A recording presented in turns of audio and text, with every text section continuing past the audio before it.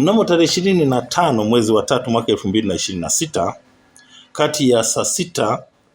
za usiku hadi saa 9:30 za usiku katika kata za Nkunga, Lupepo, Kawetere na Ikuti zilizoko katika wilaya ya Rungwe katika mkoa wa Mbeya, mvua kubwa iliyoambatana na upepo ilinyesha na kusababisha vifo vya watu 18. Kati ya watu hao wazima walikuwa ni watu 4 na watoto walikuwa ni 14, wa kike wakiwa ni 8 na wa kiume wakiwa ni 6. Mvua hiyo iliambatana na upepo mkali iliyosababisha nyumba zaidi ya 9 zilizojengwa kwa tofali mbichi na kuezekwa kwa bati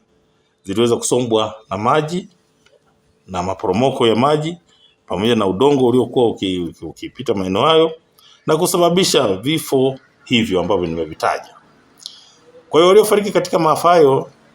ni Chapakazi Mwasota miaka 60, Loida Mwangimwa miaka 55, Gladness Chapakazi miaka 18, Neema Mwasiema miaka 31, Anet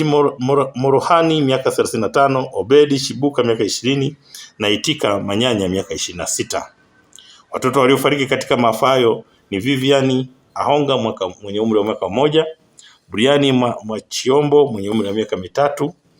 Dairani Kasambara mwenye umri wa miaka 6 aliyekuwa mwanafunzi wa chekechea katika shule ya msingi ya Lupepo, Innocent Kasambara miaka 4, Vivian Andrea miaka 13 aliyekuwa mwanafunzi wa darasa la 7 katika shule ya msingi ya Lupepo, Princess Ibrahim miaka 5 aliyekuwa mwanafunzi wa chekechea katika shule ya msingi Lupepo, Nathanasi Christopher miaka 2, Jonathan Hamisi miezi 10, Irene Anganyisi miaka 16 aliyekuwa mwanafunzi wa kidato cha 3 katika shule ya sekondari ya Lupepo, Wema Hamisi miaka 5 aliyekuwa mwanafunzi wa chekechea katika shule ya msingi Kikuyu, na Kennedy Mahenge miaka 14, huyu alikuwa ni mwanafunzi wa kidato cha 2 katika sekondari ya Ikuti. Aidha, katika maafa hayo watu 5 wamejeruhiwa, kati yao watoto 3 wa kike na watu wazima 2, mmoja wa kiume na mmoja wa mwanamke.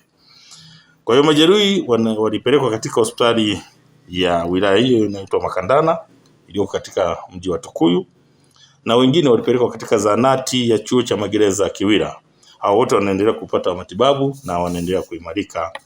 kulingana na matibabu wanayopata. Jeshi la polisi mkoa wa Mbeya pamoja na jeshi la zimamoto na uokoaji